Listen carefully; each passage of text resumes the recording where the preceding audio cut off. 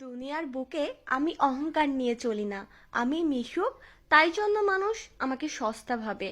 আসসালামু আলাইকুম এভরিওয়ান, আশা করি তোমরা সবাই ভালো আছো। আলহামদুলিল্লাহ, আমিও ভালো আছি।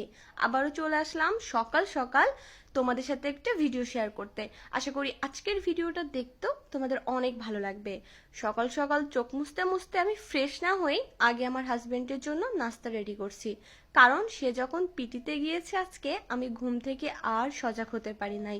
সে যখন বাসায় এসেছে তখন বুঝতে পেরেছি যে তার পিটি টাইমও শেষ, সে এখন রেডি হচ্ছে অফিসে যাওয়ার জন্য।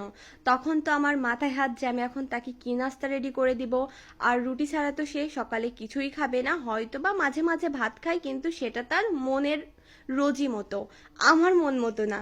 তো এই জন্য আমি তাড়াহুড়ো করেই, সে যখন ফ্রেশ হতে গিয়েছে তখন আমি চারটা, একদম গুনে গুনে চারটা রুটি বানিয়েছি, সাথে একটা ডিম পোস্ট করে দিয়েছি।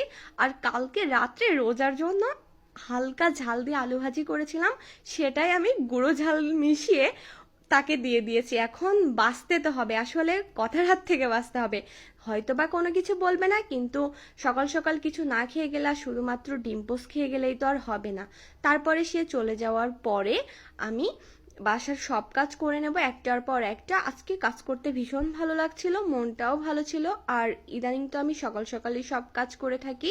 আমি টি টেবিলটা পরিষ্কার করে এইদিকে জগে পানিটাও ভরে নিচ্ছি। পানির ভীষণ কষ্ট আমাদের, কারণ দূর থেকে পানি নিয়ে আসতে হয়, মানে আমার বাসা থেকে মিনিমাম 2 কিলো দূর থেকে পানি নিয়ে আসতে হয়।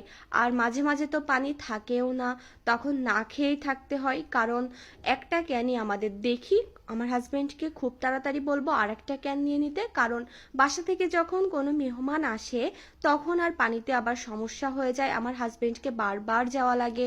আর 2 কিলো সাইকেলে মনে করো যে পানি নিয়ে আসা ভীষণ কষ্ট। তারপর আমি টেবিলটাও সুন্দর করে ক্লিন করে নিচ্ছি। কাল তো সবে বরাত, এই জন্য আমি একটু বেশি ঘর বাড়ি পরিষ্কার করে নিচ্ছি। কালকে রোজাও থাকবো ইনশাল্লাহ। আজকে ছিলাম না অবশ্য।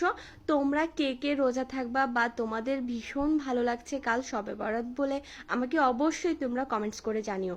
তারপরে আমি টেবিলটা ক্লিন হয়ে গেলে আমি বেসিংয়ে চলে এসেছি বেসিংটাও ক্লিন করতে।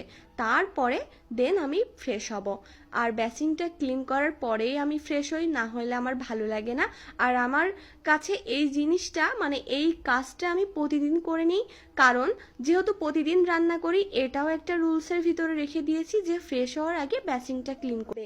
সকাল থেকে একটার পর একটা কাজ করতে থাকলে কাজগুলো খুব সুন্দরভাবে হয়ে যায় আর গোছানোভাবেই করা যায়। ফ্রেশ হয়ে আমি নাস্তা করার আগেই চলে এসেছি ওয়াশিং